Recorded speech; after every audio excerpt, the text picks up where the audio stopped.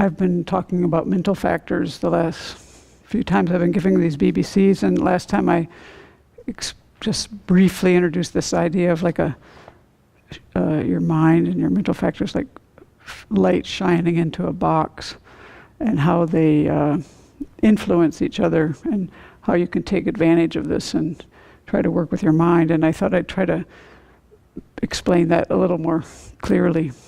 Where it started in my mind was when we were studying mind and mental factors, and I had in my notes this thing that these 13 mental factors that accompany any virtuous mind, and this is from the Pali Canon.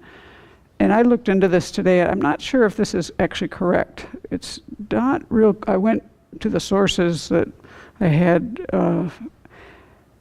but the idea is it might be there in a slightly different way. But these were things which you can imagine would be, when you have a virtuous mind, are kind of present: faith, mindfulness, conscience, a sense of integrity, sense of consideration for others, non-greed, non-hate, and even-mindedness, tranquility of mind and body, lightness of mind and body, flexibility of mind and body, efficiency of mind and body, proficiency of mind and body, straightforwardness of mind and body. These are lists that they have in Buddhaghosa's Path of Purification, but they're not. I didn't find that they were explained actually that way. Although I had seen this before, and I'd thought about it and thought, well, some of those things seem to be present. And I always had wondered about this idea that how these minds and mental factors are influencing each other. So I went back to more the presentation that we're more familiar with in our tradition. So most of this information comes from Jeffrey Hopkins and Geshe Rapton. And so Geshe Rapton really does explain this quite clearly when you read in his book, which is called Mind and Its Functions, just this one paragraph, and that's what we're going to unpack today. It's the beginning of his chapter on the virtuous mental factors, of which there are 11. So these are 11 positive qualities of the mind. And he says that these cause, excuse me, the omnipresent, the object ascertaining, and the variable mental factors, which we'll explain in this talk, so don't worry. But these other categories of mental factors that many of us are familiar with, the omnipresent, the object ascertaining, and the variable mental factors, to likewise take on a wholesome aspect. So this is this idea of lights shining in a box, in which if you get one of them really strong, it will impact the others. So these wholesome ones can impact these other ones, likewise to take on a wholesome aspect. And as a result, they produce peace and well-being for oneself and others. Through constantly striving to cultivate them, they will become firmly rooted in the mind, and thus naturally counteract other different negative mental factors, and they will lead one to a liberating vision of reality. So that sounds awesome to me. And so let's try to understand this a little more, what he's saying here. For some of us, that's kind of all you need. You probably get this, but for many people, this is new. So when we talk about the consciousness, we split it up into what we define it as that which is clear and knowing. And now I'm sticking primarily with Jeffrey's terminology. And so that's what the consciousness is. It's clear and knowing. And then we divide it further into these two main things of the mind, what Venerable Children calls the primary mind, and then the mental factors. And these are the categories of things that we're going to be looking at in retreat this winter, in the 4 establishments of mindfulness. So that fourth one, phenomena, you primarily look at mental factors. So we're going to cover some of that today. So first, going back to the minds, the primary minds. So this is a knower. And what does it know? It knows the mere entity of an object, which doesn't really mean much to me. So I have to go into the examples. So an example would be like your eye consciousness is an individual knower, and depending on the eye, it observes a visible form. It's the same with all of them. An ear consciousness is an individual knower, which depending on the ear, observes sound. You go all the way through taste, tongue, all that. The body consciousness. And then the mental consciousness is an individual knower, depending on the mind sense, which is a former moment of consciousness and isn't something physical, and that observes phenomena. So that's what these primary minds are. They're like The visual consciousness sees like color and shape, I think is how we describe that. So this somewhat, not exactly like a camera lens, because it's a knower, but in some ways you could think of it like that, but I think that misleads us somehow, because it actually can know a little bit about function too. But then, so that's kind of what the primary minds are. And then the mental factors, they are also knowers. But what do they know? They, on the basis of observing the object, they engage it from a point of view of other features of the object, such as its function or things like that. So this gets more into the particularities of things. This is how our minds work. So this is good to understand. And then these are, the mind and the mental factors, they're different, but they are the same entity. And so that's always confusing. Different means they're diverse, they're not one. If they were one, that would mean they'd be the same in meaning or in name, or both. They'd have to be the same in both to be one, but they're not. So they're different, they're diverse. But what does it mean to seem what does it mean to be the same entity? How are these mind and mental factors the same entity? Well, that's that they always occur together. That's the simple way to say it. Loosely, you could say it like that. They're indivisible, like fire and heat. If you wanted to say it more technically, I could tell you later. I think it will get it boring, but interesting for some of us. Boring maybe, but I like it. But we'll move on. Because this is, I think, this next part is a little bit, in terms of, I think, helps us understand why these things can impact each other. Like, why can they impact each other, the mind and the mental factors? Well, they actually have 5 similarities. They have the same base. So a mind and its accompanying mental factor, like the I consciousness and its accompanying mental factors, they rely on the same sense power. So in the case of I consciousness and its mental factors, they're both depending on the physical I power. And they also have the sameness, so the second one is the sameness of observation. They're observing the same object.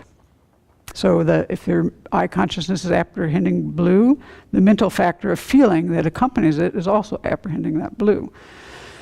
And then they have the sameness of aspect. So if the main I consciousness is generated in the aspect or in the image of blue, then the mental factor or discrimination that accompanies this has the same aspect. That's interesting to think about. How do I feel blue? Pleasantness of blue. It actually reminds me of somebody I know who had perfect pitch. And he was in the classroom, and the teacher also had perfect pitch, and he said, yeah, my favorite interval is D, he said D major, D, not the key, chord is, yeah, and he sees it as blue. It was so interesting to hear people talk about perfect pitch. I think this works for them a little better. They kind of get it in a way that we might not. And then there's the sameness of time. A mind and its mental factors are produced, they abide, and they cease simultaneously. And then there's the sameness of entity. So at any one time, the substantial entity of a particular mind is single. That means there aren't many of the same type. Like you only have one I consciousness happening at once. And so the mental factor that accompanies that I consciousness is also single. So they have all these things that they share, right? So then that's kind of how the mind and the mental factors relate to each other. But let's talk a little bit about these mental factors, just basically giving the divisions here so that we understand a little bit more about maybe this paragraph. In our tradition, the most common way it's presented is 51 mental factors in 6 groups. So there's the omnipresent mental factors. They're always there. They're what you need to experience an object. They're things like feeling, discrimination, intention, contact, and mental engagement. And then there's what Jeffrey calls the determining factor, or Geshe Rapin calls the object ascertaining mental factor. These are called this because they perform this function of ascertaining their particular objects they distinguish a specific characteristic of the objective field. What does that mean? It means, like, for instance, one of these 5 is aspiration. Aspiration ascertains what's desirable in the objective field. Or the second one, appreciation or belief, it ascertains that it has to be understood as valuable. And recollection or mindfulness, it ascertains that has to be borne in mind. And the other two are concentration or stabilization and knowledge or intelligence. So these are ways that we're interacting with objects.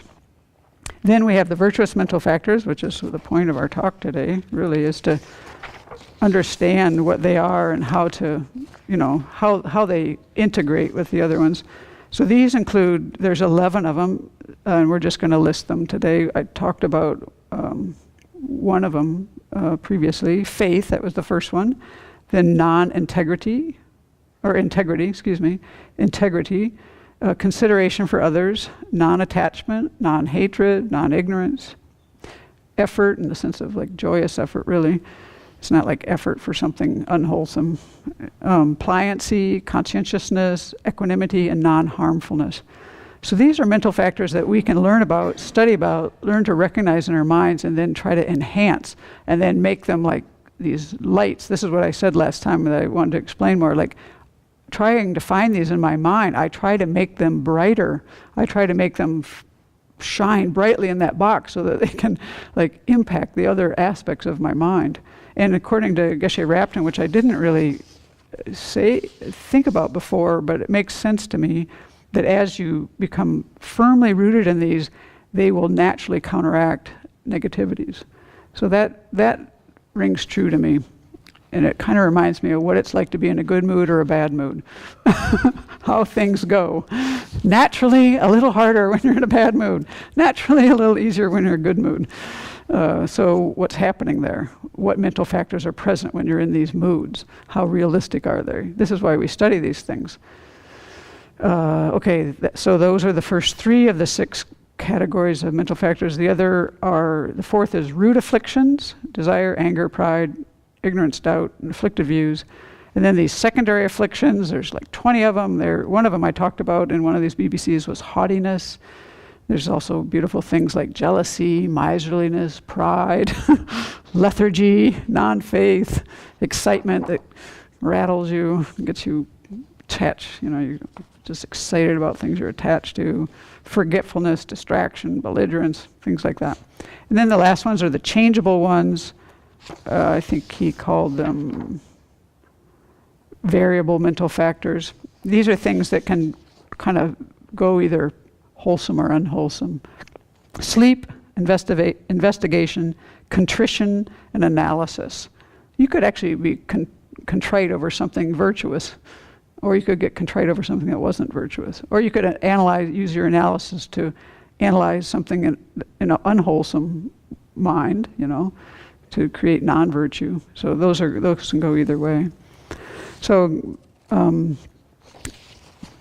I didn't want to leave it as just this light that I try to make brighter. This is really the way we go about this, is we try to understand these different mental factors, try to really recognize them in our own experience, and then try to counteract them, learn ways to work with them. And so that's why, we have books and many ways, like working with anger, for example. That's one of these unwholesome root afflictions. And, even in that, there's myriad ways to work with it. And so these other ones, likewise, there's probably many things for us to learn about them and try to enhance these virtuous ones for our own well-being and others. So when we do the retreat this winter, part of looking at the phenomena is looking at mental factors. So that's what these are.